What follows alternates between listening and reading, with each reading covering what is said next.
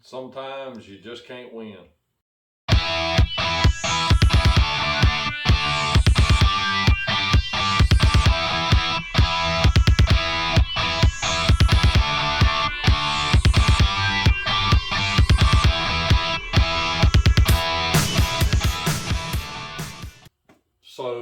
So this week the one thing, the cam grinder, the motor just sounded horrible. The bearings was gone, so I had a new motor in the down in the other shop. And I was like, well, we'll just go ahead and put the new motor on, and then we'll rebuild the old motor later. And while we had it down, we pulled the spindle out, and we rebuilding the spindle, new bearings, and all that jazz. So we get the new motor on and hook it up last night, me and Andrew, and it was like, well, I'm gonna go ahead and test it out. So we fired this thing up, $500 motor, and it sounds like it's got rocks in the bearings and vibrates like crazy.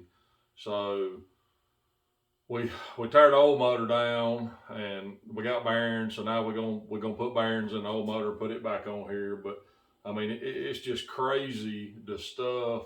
I mean, this junk should be tested. Ain't no way it should leave the factory like that. It's just crazy.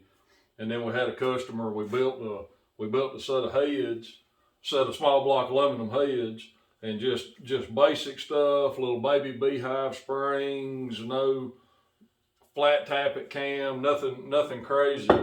Customer puts them on, leaves the shop, and gets about 5 miles.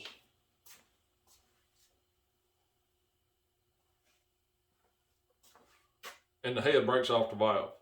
And of course, it destroys the head, it destroys the motor. And I'm talking about when they pulled it off and brought me the head back, the stem is still in, the spring is attached, just the head broke off, just broke clean off. And then of course it turned it sideways and slammed it in the port. I mean, it's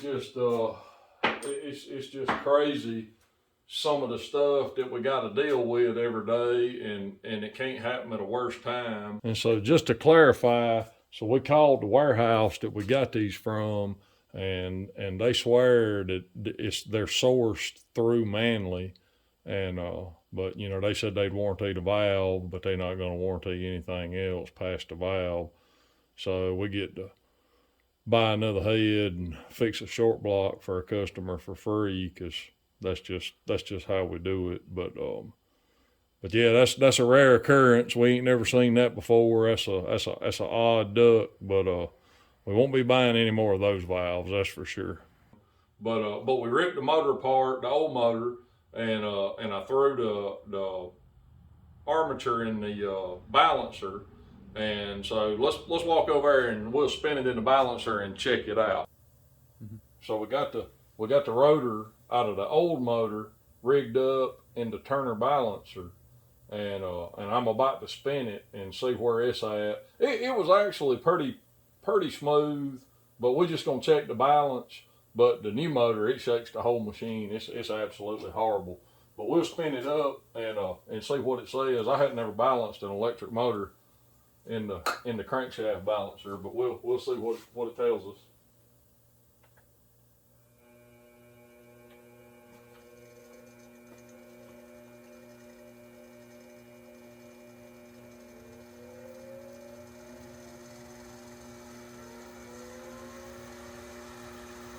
It looks like the shafts are straight, so that's a plus. It's calculating. Here we go.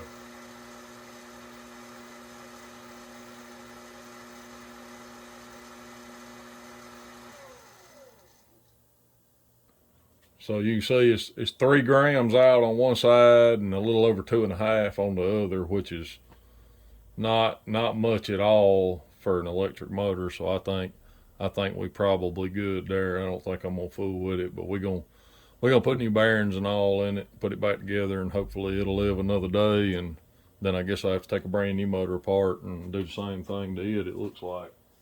So that's the pulley side bearing we took out of the old motor, and you can see when some cornbreader put the bearings in, they beat it to death with a punch trying to get the bearing in there. So that's one reason it's noisy. And then the back bearing, I mean, it's dry. I mean, it's like got rocks in it. So we got us some new nice sealed bearings to go back in it. So that ought to shut it up. But yeah, just some of the craziness that we have to go through around here some days, and just another week. But just gonna share some updates. Thank you for watching. Like, share, subscribe.